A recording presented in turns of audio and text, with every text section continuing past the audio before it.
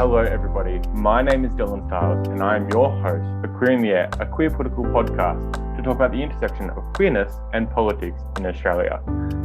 We are here on episode 3, and to start off our podcast, we'd like to acknowledge that we are recording from the Bunwurrung and I believe the Woiwurrung people of the Kulin, and we pay our respects to their elders past, present and emerging.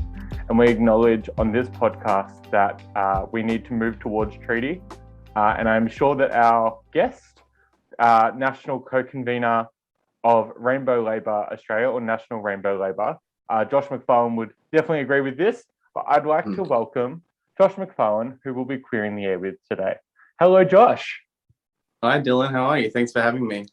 No worries. It's nice to have a friend on the podcast.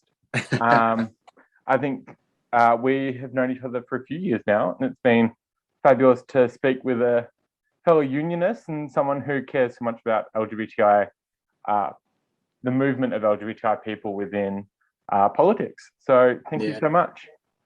No problem. Josh, gonna put you straight in the hot seat, as I'm doing with every guest. And I want you to introduce yourself, a little bit about your story, your journey to being the proud queer person you are in politics today. Sure. Well, I guess like most people, we all start in the same place where we're sort of raised straight. And for those people who don't know, I'm a gay man. My pronouns are he, him. And for a lot of years, my family sort of kept that nice rigid structure of when you bring your girlfriend home. Obviously not the case. But when you're raised in those environments, like a lot of people are, you sort of, want to conform to that environment. And when I was about 16, after a number of years of trying to sort of deny who I was, I sought out conversion therapy. So trigger warning to anyone who's listening at home. My story is sort of riddled with a couple of different elements. One of them is around conversion therapy, and as someone, so I didn't want to be gay, and so I sought it out, and I sought the help of a church to do that. So for a number of years, I sort of embedded myself in religion, and in Pentecostal religion, and I went overseas as a missionary. I tried very, very hard to sort of deny my own sexuality, and ultimately was pretty unsuccessful because I'm getting married this year. My fiance Matt would be, I'm sure would be very upset if I had been successful. So, but yeah, so my background was very much in sort of trying to deny my sexuality for as long as possible, and then when I hit about 21, I sort of realized that it's really a waste of time to sort of deny who you are as a person. So I sort of embraced who I was and sort of stepped away from the church. Moved to Melbourne, uprooted my entire life, and that's when I really started to get involved in politics. I was in my very first class. It was a politics unit, and I got lecture bashed. Someone came in and was like, "Who wants to go to Parliament House?" And I said, "Yes, I do." And I was the oldest person on that trip to Parliament House, but it doesn't matter. So yeah, and then the rest is sort of history from then onwards. But yeah, that's sort of how I sort of got involved initially. But I often, I'll tell you a little bit of a story. I'm not proud of it by any means. When I first left high school, the very first year I was allowed to vote. I had no idea on who I wanted to vote for. I didn't understand politics. I didn't understand voting. I didn't understand how important it was to sort of, vote properly, and so I voted for the only person who I recognized on the ballot, and that was Pauline Hanson, because she was the loudest person on television. So I just said one, and then I voted for like no parking meters. Climate activism was the next one. I just didn't know what I was doing, and now I realize how devastating and how detrimental doing that is, especially when you put your vote in to support someone as egregious as Pauline Hanson. So I sort of wanted to make amends for that, and that's why I sort of embedded myself in politics from university, from when I started at university, and I really haven't looked back. Amazing. Yeah. Thank you for sharing your story, and it's particularly the starting of your story. I've been friends with you for a few years, and that's new information to me. Yeah. And yeah, thank you so much for being open and transparent and sharing that with us. It's really special that you feel comfortable enough to reclaim that space, but also that you feel comfortable to be public about your story. So thank you on that front. And thank you for, considering further after your first vote. And I think, we'd love to see queer candidates across the political spectrum. And if One Nation put up a queer candidate, I'd be very intrigued to interview them and have a chat with them around their platform. And I guess, so Josh, you are the secretary of the LGBTI Policy Committee for Victorian Labor, and you're the co-convenor of National Rainbow Labor. How did that journey happen? How did you get to those points? I think when I started getting involved in politics, I sort of I was really intrigued by the fact that I was going into these spaces where there were these there was some white men, some white women, and there was just like this. It was the same sort of people I was seeing in these same sort of spaces, and I couldn't really find anyone who I could resonate with. And so I thought to myself, well, maybe I should start looking for people from my own community. And I should preface, now I identify as an atheist. So I was looking for people who were interested in rationalism, atheism, that sort of secularism. So I was really interested in finding those spaces, survivors of conversion therapy or change and suppression practices. And when that legislation, the change and suppression prohibition legislation came through the Victorian Parliament, I was just absolutely gobsmacked. And I couldn't believe that in this day and age, there wasn't already legislation stopping that sort of thing from happening. Because I know that from my personal experiences, the legislation we have in Victoria now would have prevented or at least severely penalised what had happened to me in New South Wales. And when I saw the power that came from being part of that process, I was like, I need to be in those spaces. Those are my people. They've got the stories, they've got the activism, they've got the power. And I want to be in those spaces and I want to contribute because I think the best thing that we can do as queer people is just to give time. Time is the biggest barrier, I think, in my opinion. So yeah, I was like, I've got time, I've got energy, let's be involved. And so I put my hand up to be on the committee. I put my hand forward, nominated. I was successful, which was amazing. And then when the leadership was changing, I happily said, yep, I'm willing to put my hand forward again. And again, the rest is history. Like the same thing for Rainbow Labor. Someone said to me, would you be interested? And I said, of course I would be. Of course I would be. I would love to. And that's where we got to. So so it was just about giving my time, but finding that space was the struggle I had to finding those spaces and those communities. So I echo your sentiments, and I think that finding that space, we'll probably touch into that a little bit further when I talk to you about the barriers. But yeah, I also need to acknowledge and congratulate you on your progress in getting married this year. It's very exciting. And yeah. I guess it's exciting that now in Australia we can get married. I'm currently wearing my Yes Equality t-shirt, Amazing. which was all about that marriage equality campaign, because I know that was a time when a lot of queer activists really got involved in politics and realized the power of politics. So it's always our friendly reminder. And I think, every time I'm going to be going to a wedding of two men or two women, I'm going to remember those struggles that we fought and that campaign.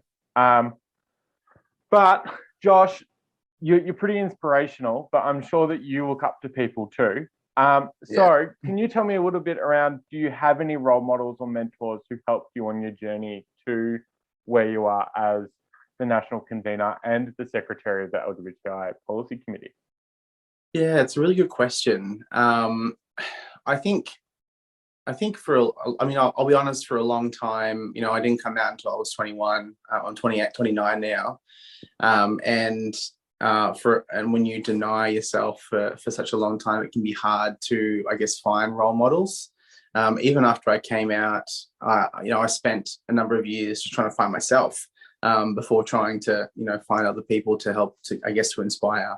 But I would say that since my journey in politics, the people I've met, I've taken something from every single one of them, including yourself. Like, it's interesting how I feel a bit like a Ditto from Pokemon, where I try and emulate the people that I meet, transform into them, and I try and take a piece of them from each person I meet. So, there's some big characters, I've met, like Jamie Gardner in Victoria in particular, huge figure, absolutely inspirational. And I've had breakfast with him, and I've tried to pick his mind as much as I can, but there's only so much time in a day. So Karen Douglas as well from the policy committee. You just sort of like all these different figures. I think I've just tried to take a little bit from everyone. But I don't think I have a role model. I don't think I have, I guess, one figure. And is that a cop-out? I'm not sure, but I'll wear it. I think you're allowed to lead your own path. And if you can be the role model you want to be. Yeah. And hopefully, future young queer people coming through Rainbow Labour or, the Labour movement may look up to you in a mentor or role model figure. And, I think you're paving the way in that space. So we thank you for the work you do. Josh, the next big thing is, and you mentioned it earlier, but I want to talk about barriers. And I know barriers can be something which can be difficult for a lot of people. And I know in our previous episode, we spoke with Ricky Spencer and they shared about their barriers. But what barriers do you see for the participation of queer people in politics? And then what do you think are some ways that we can overcome those? Or how is Rainbow Labour overcoming those across all levels of government, so local, state and federal?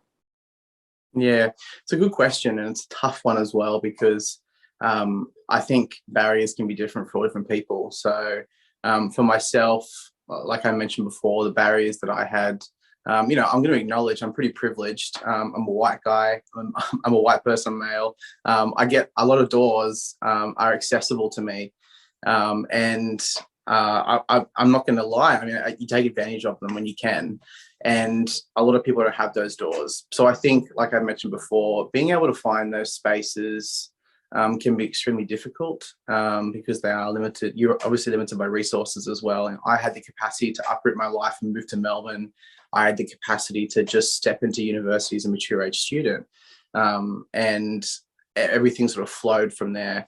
So I think one of the biggest barriers to participation is going to be like your ability to actually get in there, and I think a lot of people are dependent on the people they know or how good the Google SEO is. If you Google how to participate in politics, whoever has the best SEO is where you're going to go. So I think that's a huge barrier itself, is that it's hard to find where to start. And unless you know someone who's participating in politics, then you're sort of stuck on spending hours and hours on Google, and then trying to match yourself up with a political party or a group or something like that. So I think that in itself is a huge barrier, entry, which is stupid. It shouldn't be a barrier.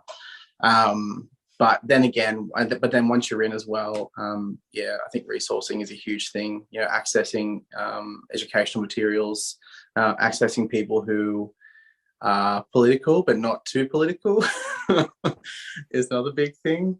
And trying to navigate the wheels of politics. No one tells you how to do it. You've got to learn on the fly, and the slower you are at learning, then the longer it takes. So I think having people be there to be honest with you about what it is like being in politics as an LGBTQI plus person, you don't find that very often.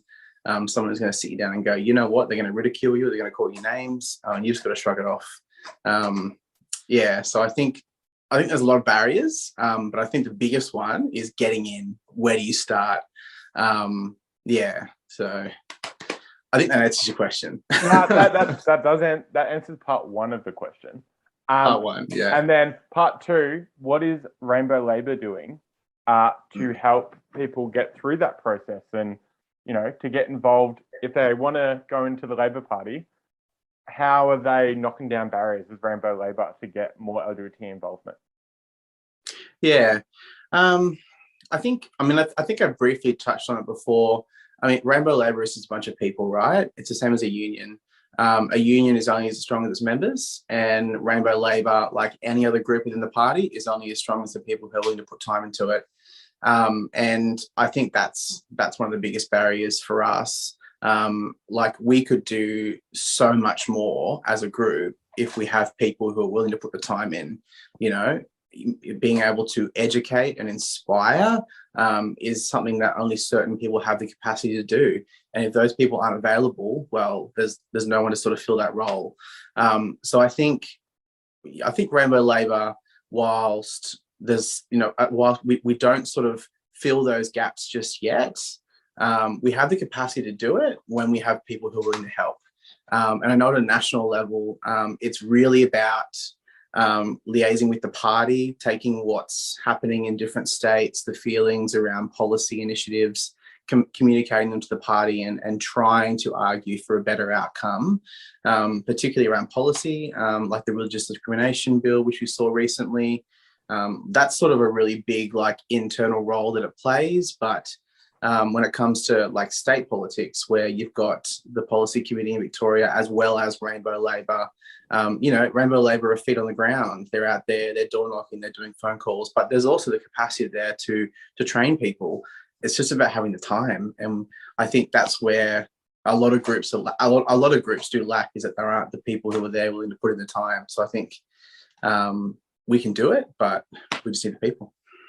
And I think you have clearly put a call out for anyone who's listening who is a party person and wants to see more LGBT representation. Please connect with your relevant queer network. If it's Rainbow Labor, Queer Greens, Liberal Pride, any of our political parties, they are as strong as their members, as Josh has just defined. Josh, next one. So I'm a young person. I'm looking at entering into politics. What advice would you give me? I think one thing I'll give you the advice that I wish I'd known myself when I first started, and that was really, really understand what drives you and what motivates you and what you're passionate about, because otherwise you're going to flatline really quickly.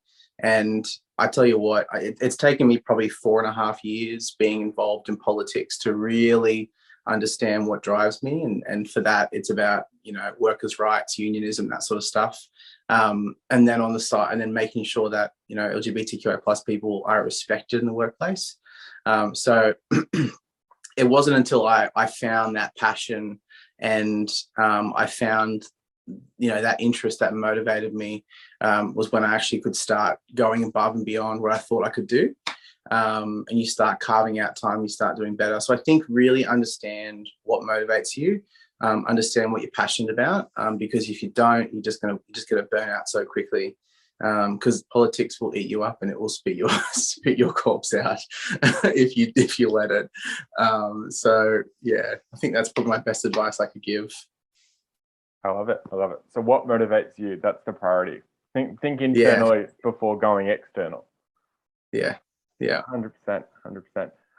Josh, I think this is going to be possibly your favorite question of the episode, as you've referenced Pokemon already. But this is my fun question, which is, who is your favorite queer character in a TV or movie, and why? Well, I mean, that's a tough one because I don't think any Pokemon characters have openly come out as being queer. So Nintendo, we've got some work to do. But if they did, I guarantee you one of them would be it. For me at the moment, I've been watching a lot of Shameless in the US one. And Mickey is probably one of my favorite characters at the moment, just because of the complete arc that he goes on. Like, it's just absolutely gobsmacking. Yeah, so I think Mickey and Shameless is sort of what my favorite character at the moment. But as soon as there's an openly queer Pokemon character that I know about, there could be one already. I've just missed it, but as soon as there is, I guarantee you that's going to be it. Love it. Well, Josh, you have done a speed round in the hot seat today, and I really want to thank you for jumping on. As a friend, I want to thank you for jumping on, but also it's really great to hear across the political spectrum, and Rainbow Labour is just another part of that spectrum, and we would agree, and I'm sure every listener is jumping on with the same bandwagon that we need to see more LGBTI representation Absolutely. across politics. Yeah. So thank you so much for joining us. This is the end of episode 3 of Queering the Air podcast. You can find us on all your favorite podcast channels, including Apple Podcasts, Spotify, Stitcher, Podbean, and all the other good places you can find them. So please give it a like, comment, rate, and you can also check out our Instagram, TikTok, Twitter, or Facebook, and connect with Queering the Air, a queer political podcast. So thank you once again, Josh, and I will say goodbye. No, thank you. Thanks for having me. Bye, everybody.